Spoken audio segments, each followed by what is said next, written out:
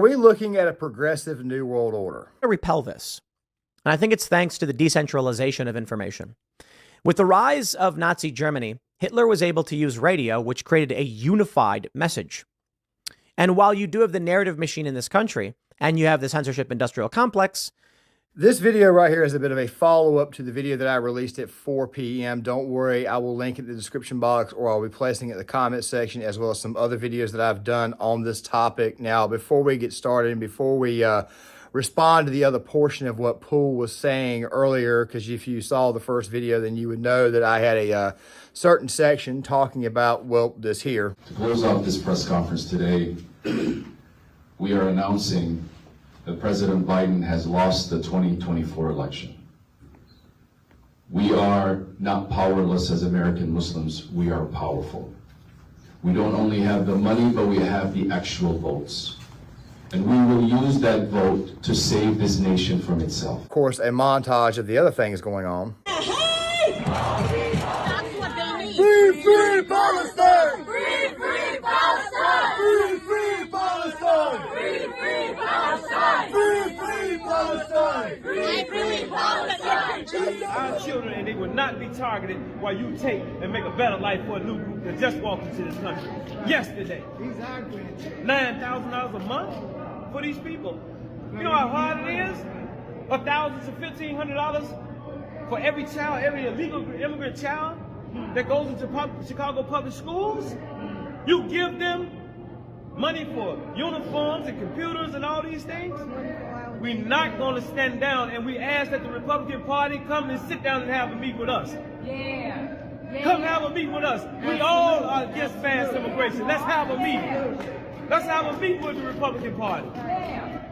If Trump want to come to town, come and meet with us. Trump 2024. Come have a meeting with us, Trump. Trump 2024. We are not going to stand idly by while you starve our community. Let me say this again. You and our community, us as a people, period. Of course, I want to add on to this clip here. According to Politico, leaders from Michigan, Minnesota, Arizona, Wisconsin, Florida, Georgia, Nevada, and Pennsylvania met in Dearborn, Michigan to coordinate their efforts before the election.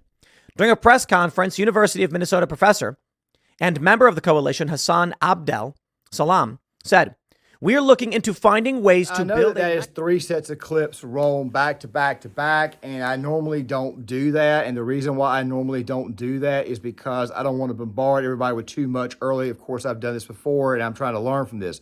But there is something I need to address before we get into this topic. Going forward, when we talk about the migrant crisis or anything going on in America, I will not be under any circumstances using WGN ever again. On this platform, we get copyright claims, and of course, they then turn right back around and make your video ineligible. I released this video last week. It's been out there for about 3 or 4 days, and then boom, all of a sudden, in the middle of nowhere, they put a copyright claim in, and I know somebody's probably goes, "You just over here boohoo whining." No. I made a mistake. I made a mistake going with WGN. That will not happen again. From now on, the sources, and I want to say this really quick. If you see me talk about New York or Chicago, I normally love to use the local outlets. WGN obviously is out of Chicago, and obviously it is not a very good outlet to use. They are actually ran by the Chicago Tribune. I found that out recently. My bad. I did not do my research on that. However, I still love to use local outlets, ABC New York, ABC Chicago, NBC, that type of stuff there. Of course, the more local outlets, and I'll continue to do that because they don't typically tend to have this strange weed up their rear about copyright. Even though this right is a commentary channel, and of course, I'm just simply bringing awareness to the issue by bringing that company some additional views, because then people would just go back and probably start watching that channel to find out what's going on if they don't already watch it from here, so that way they can get both sides. Now, with that right there being said, let's go ahead and get this. Now, guys, this video is not going to be that long, but mostly a reaction to some of the things that, of course, have been going on. You've got black voters, of course, in Chicago who are upset with the Biden administration, saying we're not going to vote for you, bring the Republican Party in. I explained in that video there that only a very, very few amount will go over to the Republican Party if Trump's the nominee, but it'll probably be enough. I talked about how it was that Muslim voters are also working to band together to, let's just say, how do I say this, to drop Biden as well. And of course, you've got people out there talking about pride flags. And of course, the fact that the symbolism has been added, and people are starting to think that maybe it's possible that there could be some form of progressive world order coming. Now, I personally don't think that is the case.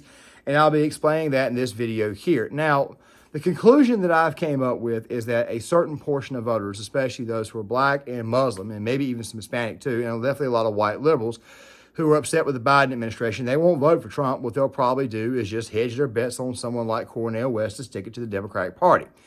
They understand that Trump can only be in office for one term, but still at the same time, I've also said how impactful that one term could be if we actually give him a mandate, which is something I'm going to be working to do. But still at the same time, this also leaves some lingering questions. What is to come after all of this? Will we see progressives overtake and retake the entire country or anything like that? And my response to that is, well, I don't think it's going to happen. But let's go ahead and run through the motions. So let's go ahead and run through this right here, roughly about 1 minute and 45 seconds. We'll come back, give some additional commentary, and then we'll watch some more, give some additional commentary, and I'll give you guys my final thoughts. Let's go ahead and run. And anger. And that's what we're seeing now. Let's talk about the Progress Pride flag. I see this rainbow flag with a triangle on it being flown at businesses in Frederick, Maryland, where we're just outside of. This is no different to me than the Nazi flag. I went to an antique store in Austin. What did I find? They had swastikas everywhere. In Austin?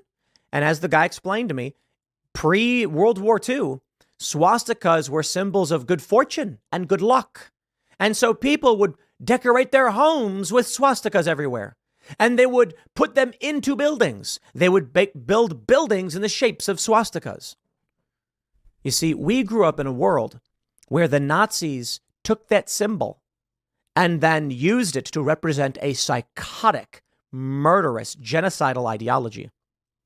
So for us, this symbol means something different. So some people like to point out that the swastika inverted is an ancient, it's a symbol in the Eastern Hemisphere, and it's still used to this day, and it is. And in the West, it's become synonymous with evil. Isn't that wild, though? Go and check out the, look up photos. You can Google search this. Pre-World War II uses the flag to represent a bunch of, I don't know, I guess sex-related things. Fine, whatever. And now with the Progress Pride flag, you have black and brown people on it as well, which clearly takes away from whatever it was supposed to be with LGBT and now represents the ideology of the far left. You look at this, and right now what you see is it's a rainbow. It's springtime. It just doesn't mean anything. But you see it beginning. The marching down the street, targeting of Jewish people, the celebration of what Hamas did. Let me explain something. Numerous reports that women were... Guys obviously caught a good portion of that. And let me go ahead and tell you this now. There was a video that was made a while back. It was a response to Kyle Kulinski. It was made by a content creator by the name of Stephen Michael Davis. I'll try to link that video in the description box. Now, I'm not going to get too much on the content creator himself, but he was responding to a bit that Kyle Kulinski had done on his show Secular Talk a while back about the possibility of the left creating their own little tea party. In that video, the book Asymmetrical Politics, and of course, I even did a bit of a video on this in my Identity Politics video, which of course, many people of the Rainbow Coalition did come together for economic reasons. I basically skimmed over that. But still at the same time, they tried to come together on things that, let's just say, stuff they could get out of the government. Of course, they didn't seem to realize that their interests were actually competing against one another. And due to the nature of minority groups, after a while, they will eventually start warring with one another. I brought the LGBT community. I can't say the full thing the way I want to because of the censorship and how it is that each little group within that group has interest that competes against one another. I also brought the fact that blacks and Hispanics also typically don't tend to get along.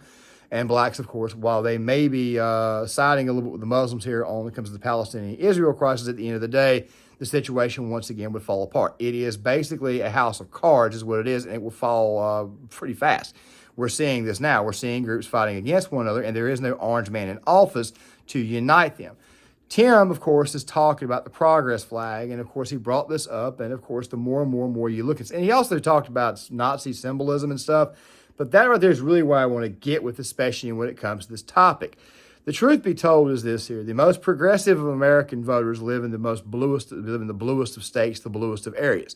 A place like, say, New York, for example, where AOC is at. Her district, I think, is, I want to say, you got all these people in Queens, Bronx, Brooklyn, they're going to vote Democrat regardless. So it's very easy for them to get elected. However, if you look at the congressional map, you see a lot of red. The reason why is because a lot of states have multiple congressional districts in there that are actually pretty red. This is one of the main reasons why it is if you see in polls a generic ballot that says Democrat congressional lead D+6, or they lead by 5, or even 9 or 10.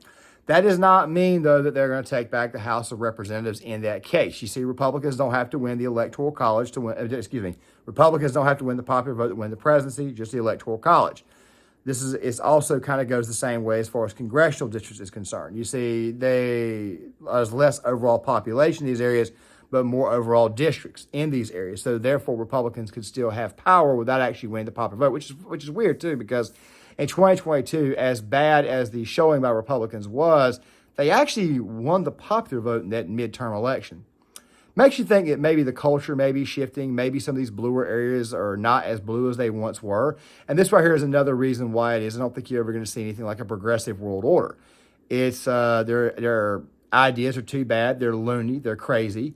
And of course, you then go from having the gay pride flag to then all of a sudden adding a light blue, a white, and then all of a sudden adding black. Most black people, by the way, don't want to be associated with that community. We'll do another video on that at a later date. So Tim has got the right idea of wondering what is actually going on here. And he also talked about a viral video where a woman got assaulted pretty badly. And of course, I'm showing this little thing of some Palestinians, some free Palestine people who are on a train around a bunch of pro-Israel people.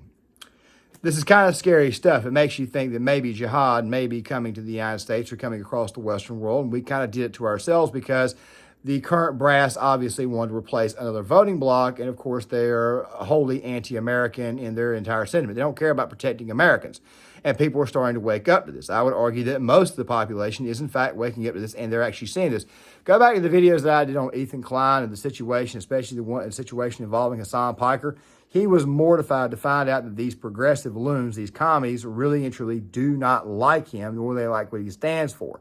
They like him while he's on their side, but when they find this little thing about his personality, guess what they do? They flip out, they go crazy. As a matter of fact, I mean, it still baffles me to this day, during the whole forced to vote Cenk Uygur, Jimmy Dore fallout, that Cenk Uygur was calling Jimmy Dore right wing, yet Jimmy Dore is actually further to the left than Cenk. It's the exact same thing to Glenn Greenwald, and Glenn Greenwald is further to the left than both of those guys put together. I have no idea how much more insane it can get. Listen to a little more. In Philadelphia, calling them genocidal? That's kind of nuts. Why? Because the business is owned by a Jewish guy.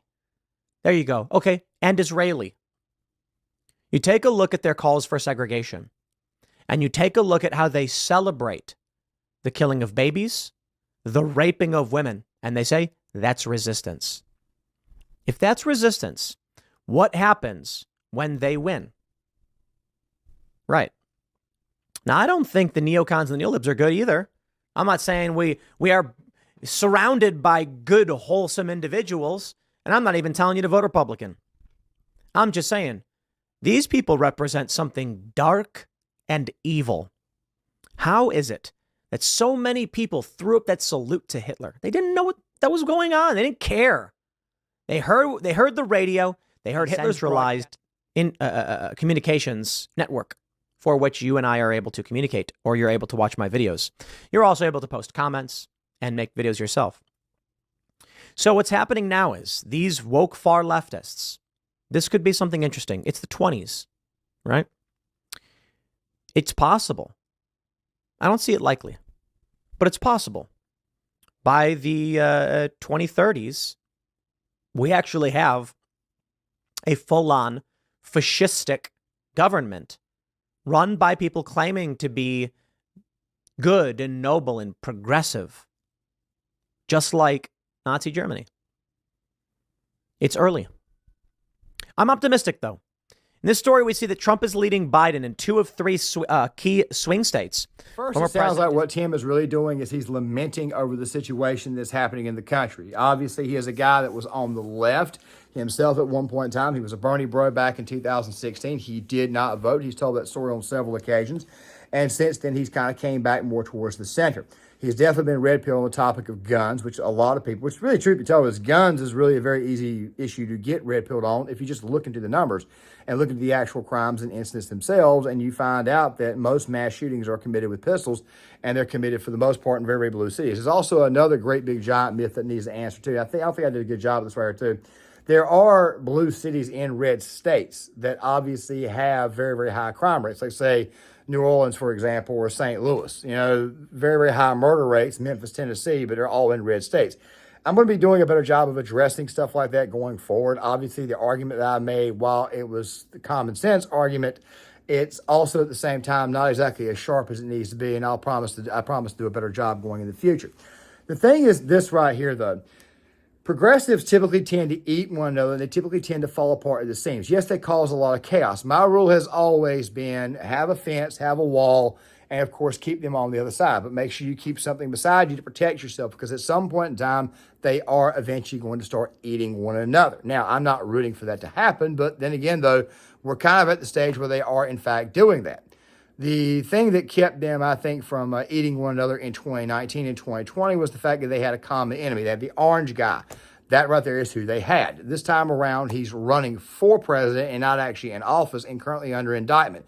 I've talked about this before, that even if you do indict, even if you do arrest or whatnot, he's not going to pull any prison time. You can't lock him up because you didn't get the impeachment with conviction on either occasion. And then to go on top of that, too, he's got Secret Service of protection for the rest of his life and can still serve as president in any capacity from the White House, or even if you want to out of Mar-a-Lago. It's just not going to happen. The guy's going to end up being the nominee, and more than likely he's probably going to win based upon the polling information that we get. We got another year to go. We have no idea how crazy things are going to get.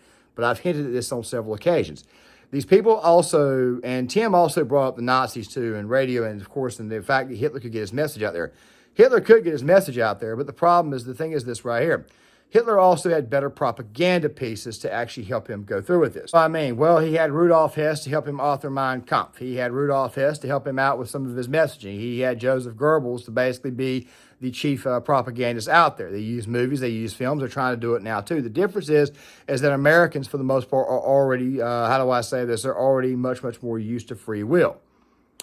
In Germany at the time, which was less diverse, Hitler created an enemy for people to go after. That enemy, of course, was, you guys know, we have to be very, very light on this topic, but the group that starts with the J. Now, I'm not saying that in a negative connotation, but that right there is what Hitler eventually went after. And then after a while, it eventually snowballed into him going after political prisoners, those that were considered to be undesirable. Then eventually members that would have, people who would now be classified as LGBTQ would be called gypsies then. Hitler would eventually go after them.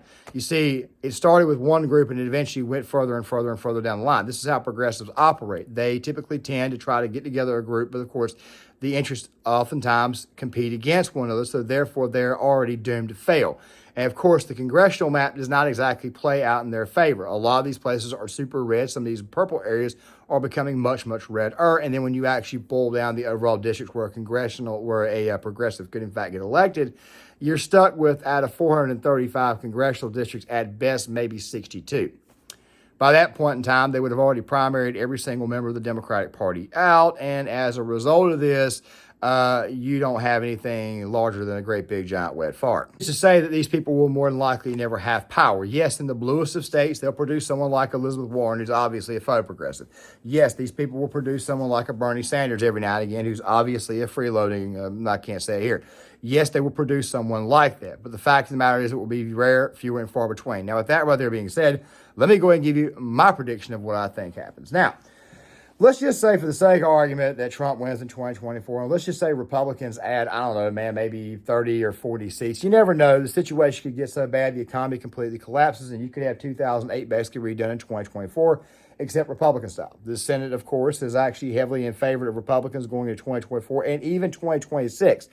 What if progressives stay home, get involved in 2026, and they primary all the Democrat leadership out, especially in these battleground areas, because the young people, of course, are becoming more and more radical.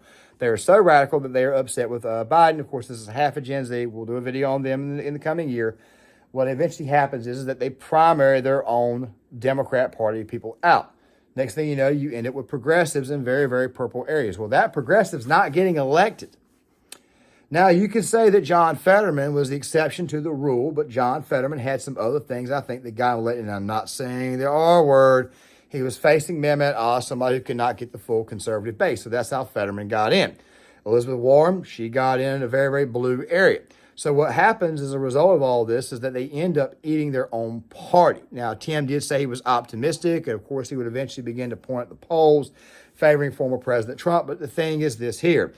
The current path the progressives are going on is designed to eat the Democratic Party at large. The Democratic Party is trying everything they can to get rid of progressives, hence the reason why it is that Fetterman has suddenly decided to start pivoting to the center, calling out Bob Menendez. I didn't do a video on this, but I'm pretty sure you guys understand what I'm saying now. They have to get rid of the AOCs, and then they have to get rid of them because long-term it's not sustainable, even though someone like AOC could get elected in her district. However, the progressives could cause them to lose mightily in 2024 and also cause them to lose mightily in 2026 and 2028, therefore ending up killing and eating their party. But that right there is not the worst part here. Now, you probably think what I said is very good, and I would be happy if that happened. No more lefty loonies, no more progressives, all that type of stuff there in government. It would definitely make our lives a lot better. The virtue signal would probably end, and we'd have a relative moment of peace. But that leaves me with one thing. If you are a historian and you come across this video, I do want you to comment because I'm pretty sure I'm probably going to get something wrong here because I'm not going fully into details, so something will obviously be missed. The Russian Revolution in 1917, shortly after the Tsar abdicated, the Russian Revolution started and they eventually had elections. The Bolsheviks got absolutely destroyed. Yeah, the most radical of these people got absolutely destroyed. They showed how they felt about them being absolutely destroyed in that election cycle. They showed their disdain by attacking the socialists and attacking anybody and everybody in the Soviet Union at that time, thus eventually having the Red Army versus the White Army in the Russian Civil War. They launched a civil war over this. Now, America's demographics are different than what Russia's demographics were. I've been saying on several occasions that if there was a CW, it would be blue on blue, not blue on red. Not even blue on light blue. It would be basically blue on blue.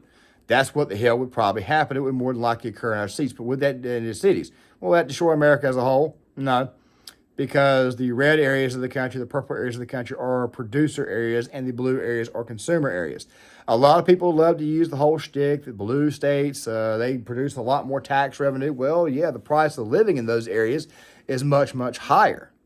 But at the same time, when I say revenue, basically what I'm saying is that they say that they're taxed a lot more is what they love to say. The thing is this right here. Red states happen to have the vast majority of the U.S. military bases and much, much larger National Guard. So therefore, you're probably going to kick out a little bit more money to those areas. And as I said before, red states typically tend to be producer areas, while blue states have producer areas as well. But blue cities happen to be a little bit more consumerish. And yes, as I mentioned before, they do get taxed a little bit more. And of course, red states get a little bit more money, but there's obviously a reason for that. It's by design. These places have much higher cost of living. And of course, to go on top of this, there are other things that factor in of why it is that that more tax dollars are taken from these areas. For example, Medicare. A lot of people think that a lot of old people live in the South and they live in Florida, and that's true, but people don't seem to realize it's a lot more elderly people and a lot more people who are on entitlements that are living up north of the Mason-Dixon line. A lot more. We'll break that down in another video. So yes, they do get taxed more. Red states do eventually get more overall money, but there's definitely a very good reason for that. If you want the military bases up north, then maybe you should ask for them, and maybe you'll get the extra kickback. But of course, that's more than likely not going to occur, especially given the fact that the vast majority of liberals don't even want to join the military because it's not exactly the lifestyle that they want. Fact of the matter is, you more than likely will never see anything like a progressive New World Order, at least not here in the United States. It is too radical of a movement. It will fall apart like a house of cards. And to go on top of that, they are hamstrung by their own, and I mean their own congressional districts. With that right there being said, guys, I'm going to go ahead and close this video out. There's not going to be a video out on Tuesday. I've got a lot of things going on, but expect a rampant amount of content all the way until the 23rd of December, where I'm probably going to take about anywhere between a 3 to 6 day break. It depends on what happens at that time, but I'm definitely looking at taking a break. And I know you guys are going to be with family, Christmas, all that stuff there, so please enjoy it. With that right there being said, guys, make sure you guys hit the like button, subscribe, share the video, sound off in the comment section. I would love to get you guys' thoughts, and I'll see you guys later.